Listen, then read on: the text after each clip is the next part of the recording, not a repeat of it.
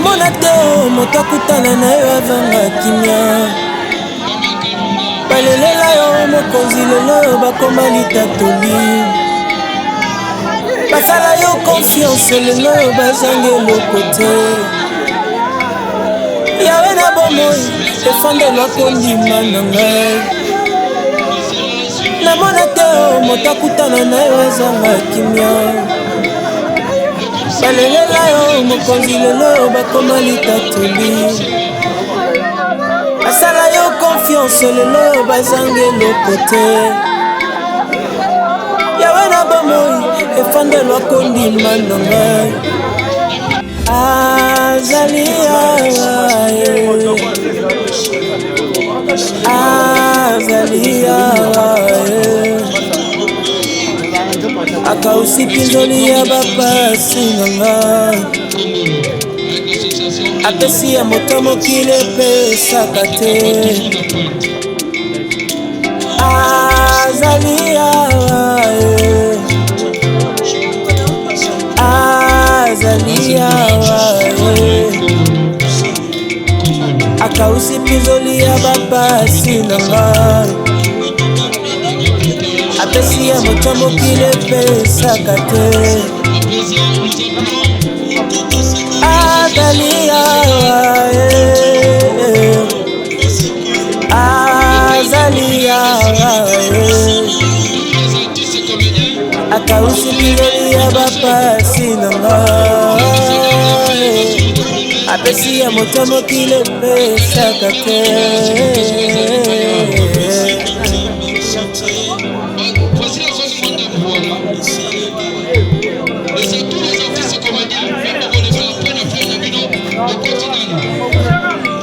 singa loketo te ngayo nasimbi kaka yo assurance akobonga occasion ngo euti pana yo nayembi na efengo na libota na ngai yo nde nzambe yawe na bomoi moyoki ya masanzoli na nga kanisa mpe baoyo nanukuti bamoni pole te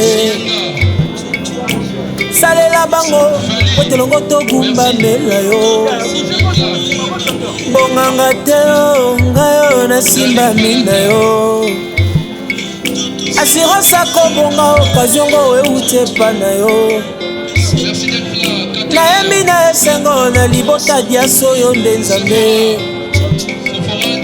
yawe na bomoi moyoki ya mabondeli na ngai azali awa azali awa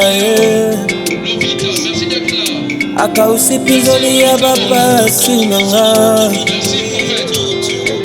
apesi ya moto mokili epesaka te azali awa azali awa akausi pinzoli ya bapasi na ngai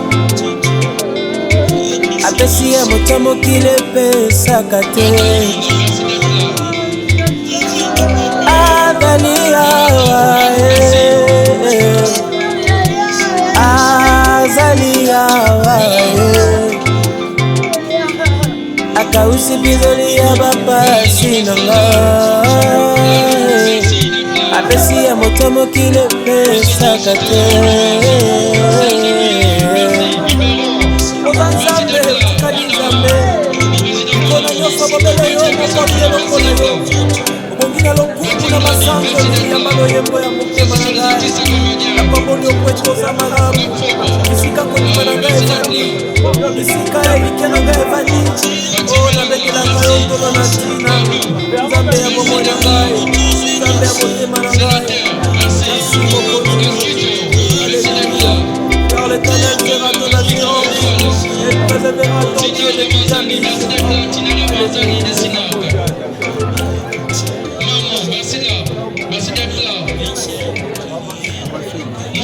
merci d'être là.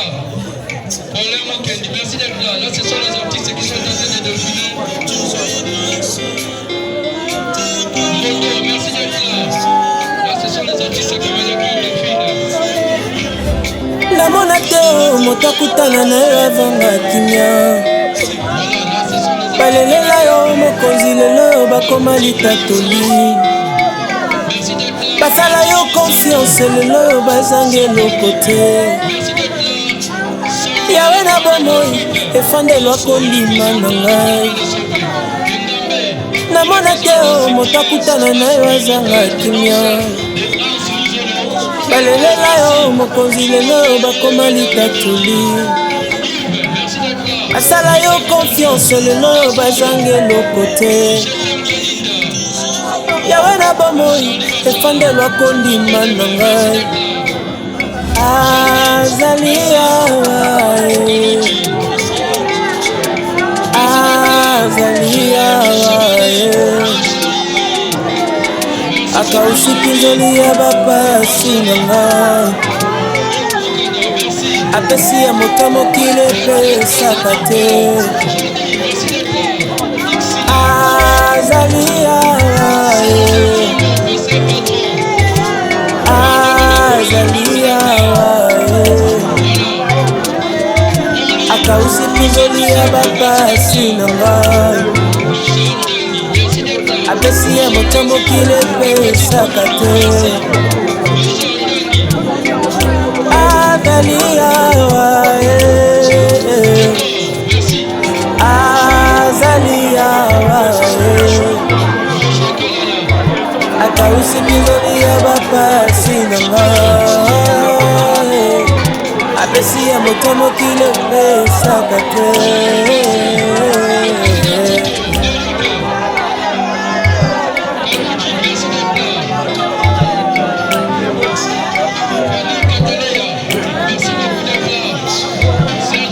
singa loketo tenga yo nasimbi kaka yo assurance akobonga okaziongo euti pa na yo nayembi na efengo na libota na ngai yo nde nzambe yawe na bomoi moyoki ya masanjoli na nga kanisa mpe baoyo nanukuti bamoni pole te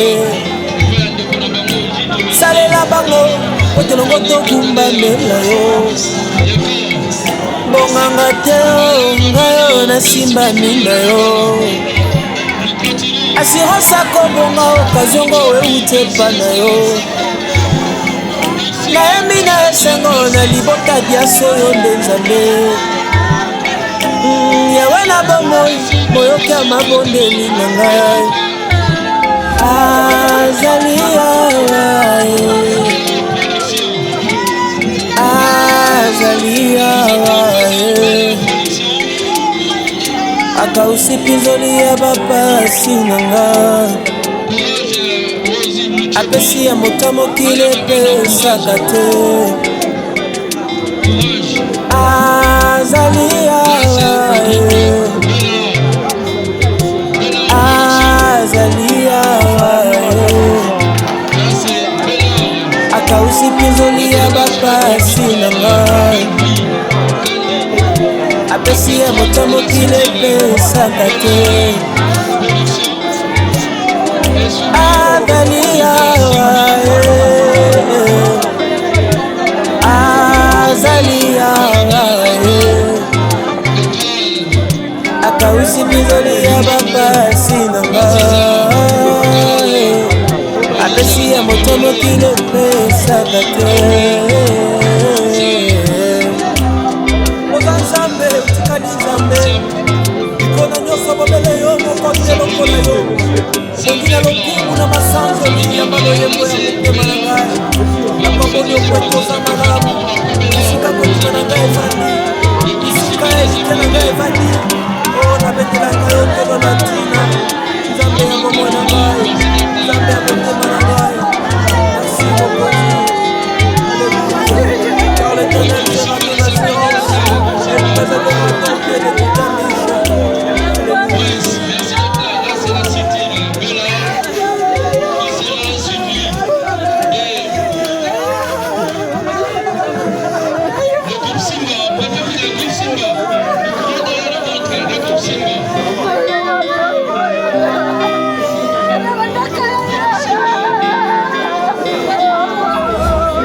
namona te moto akutana na yo avanga kimia balelela yo mokonzi lelo bakoma litatoli basala yo confiance lelo bazange eloko te yawe na bomoi efandelwa kondima na ngai namona te moto akutana na yo azanga kimia balelela yo mokonzi lelo bakoma litatoli basala yo confiance lelo bazange eloko te yawe na bomoi efandelwa kondima na ngai azali awa azali awa akausi pinzoli ya bapasi na nga apesi ya moto mokili epesaka te azali awa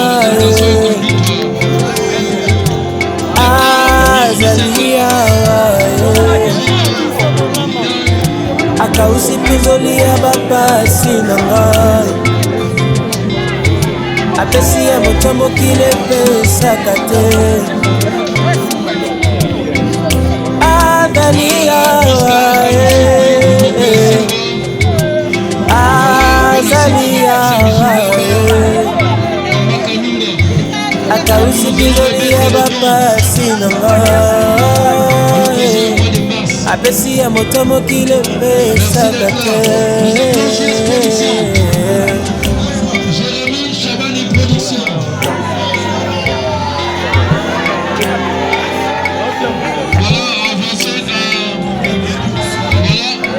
singa loketo te ngayo nasimbi kaka yo assurance akobonga okaziongo euti pa na yo nayembi na efengo na libota na ngai yo nde nzambe yawe na bomoi moyoki ya masange olinganga kanisa mpe baoyo nanukuti bamoni pole te salela bango po telongo togumbamela yo bonganga te ngayo nasimbami na yo assurance akobonga okazongo euti epa na yo nayembi na ese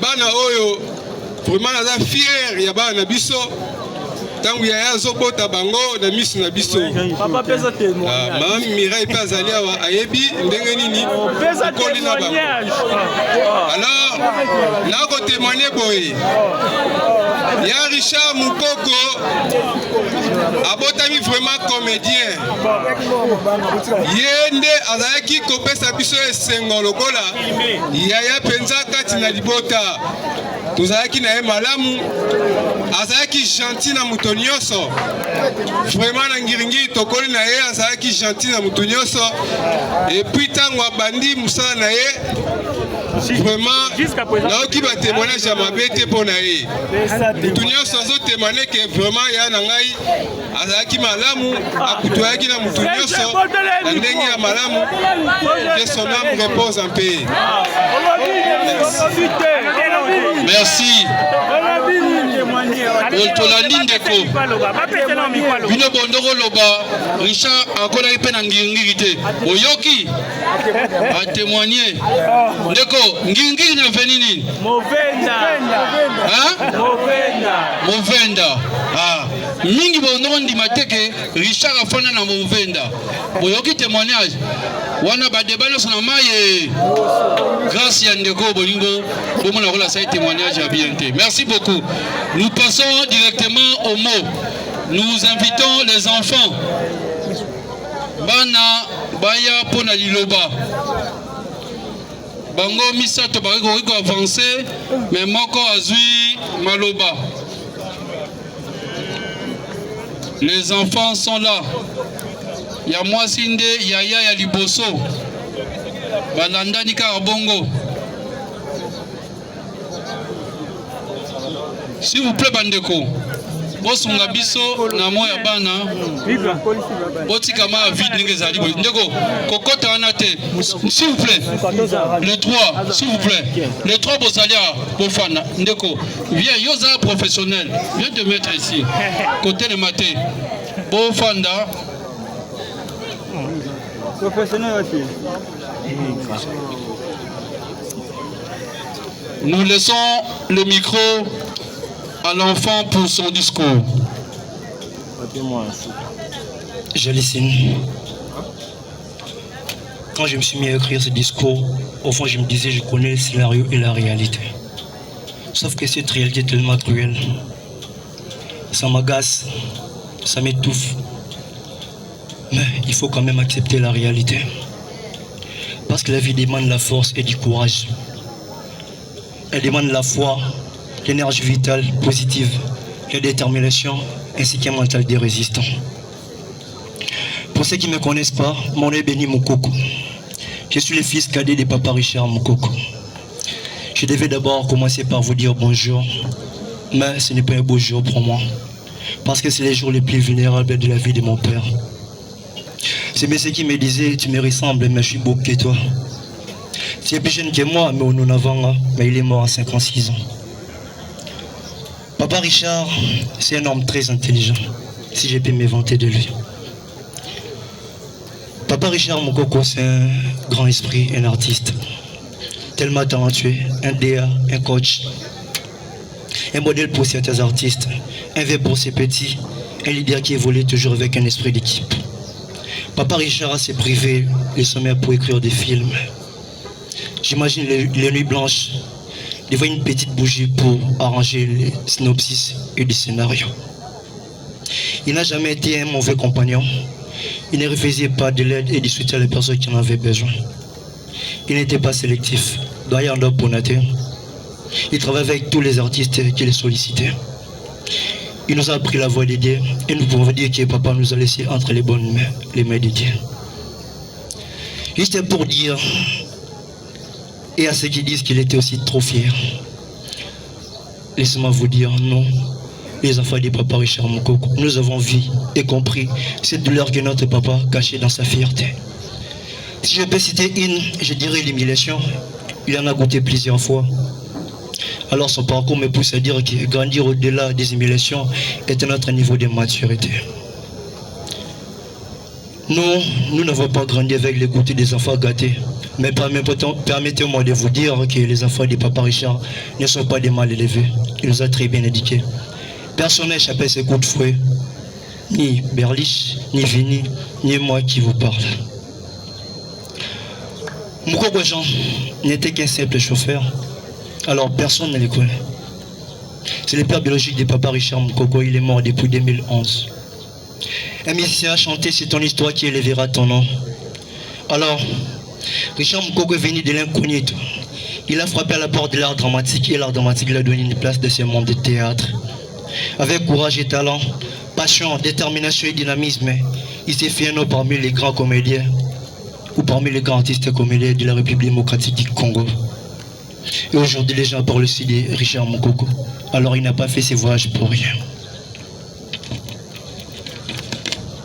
En guise de conclusion, je dirais le respect. Apprenons à respecter les efforts des autres, même s'ils ne sont pas plus meilleurs que nous. Tu es ici, tu es artiste, chroniqueur, caméraman, docteur, tu évolues dans ce domaine quelconque. Travaille sur toi et donne les meilleurs de toi plutôt. Alors, nous voulons dire merci. Merci à tous ceux qui nous ont soutenus, de loin ou de près. Merci pour vos messages d'amour et de réconfort. Ça nous a aussi encouragés. Merci à tous les artistes et comédiens. Papa Nabiso, Naba Maman Nabiso. Merci beaucoup pour soutenir Biso Makasi. Merci aussi au label Bel Art pour ses soutiens. Et nous tenons aussi à dire merci à Maman Belleville Kandi parce qu'elle nous a réellement soutenus. Nous l'appelons toujours tante, notre tante, elle a toujours été la sœur de Richard Moukoko. Peu importe ce que vous voyez à la télé, c'est sa sœur. Alors, comme on dit toujours, l'artiste ne meurt jamais. Je crois Que Papa Richard continuera toujours à prier même dans l'au-delà. Merci beaucoup. Dieu vous remercie. Applaudissons pour encourager notre enfant, notre fils. Tobeteli maboko to encourager ninga zozonga. Ndebazo zonga. Ndebazo zonga. Tozo encourager bango. Eza pasi. Eza moment ya sengote. Eza moment ya pasi. Eza moment vraiment ya pasi. Kobungisa papa. Eza pasi, eza facilité. Courage, courage, courage. Courage. Nous passons directement aux artistes comédiens. Nous passons au nom des artistes comédiens, nos amis. Voilà, maintenant le Svotika, vous laissez pas là-bas qu'ils posent en place. Je sais qu'ils sont allés trouver un peu consolation. Tout le Tsasko Bamba qui nous confondent pour continuer. Merci beaucoup. Va regagner place, phase ou place.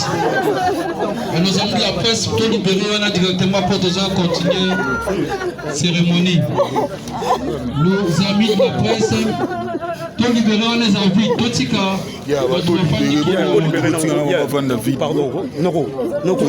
et cinéma congolais. Richard Mokoko a toujours rêvé de voir l'exercice de notre profession avoir une certaine notoriété dans la population, notamment par un encadrement suivi, discipliné, sous fond scientifique.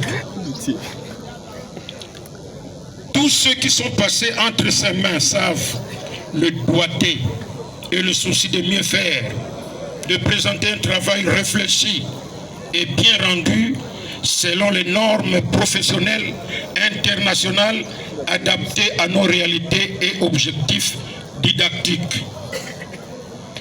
Mamfoué, c'est le sobriquet qu'il portait chaque fois qu'il était distribué dans la troupe Théâtre Plus de Massoumou de Brendé. C'est un artiste polyvalent que nous perdons aujourd'hui, car il savait jouer tous les rôles et assumer une très bonne mise en scène. Mesdames, Mesdemoiselles et Messieurs, je voudrais en cette occasion m'adresser spécialement aux artistes. Aujourd'hui, nous assistons à un voyage définitif de notre ami Mokoko qui était avec nous. Mais ça doit être un lieu, une occasion d'interpellation de chacun de nous. Interpellation dans plusieurs directions. D'abord, dans le sens de l'unité. Comme nous le disons toujours, l'unité rend fort et fait vaincre. Nabomoko bozala makasi pe elonga ekozala bien sûr. Quelle que soit la célébrité qu'on a, mais lorsqu'on ne sait pas la gérer, eh bien, au lieu de hausser la réputation de la profession, cela va faire mal à tous ceux qui sont comme admirateurs. Il faut dire que les loyaux, atako tozana succès ngoya ndenge nini, lobi ba mususu baswaka pe succès wana. Mais il faut qu'on y ait gérer pour ne pas être un négri après. Parce que nous avons remarqué qu'il y en a qui sont surpris. Tant que bakomina lingala.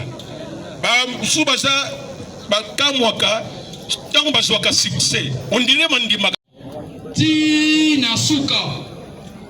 Et le biso artiste, tout le monde sait que Richard n'est pas mort, il le sera à travers ses œuvres. Topeteli Maboko Makasi. Bravo l'artiste, bravo Richard, bravo Mukako, un fanatique pas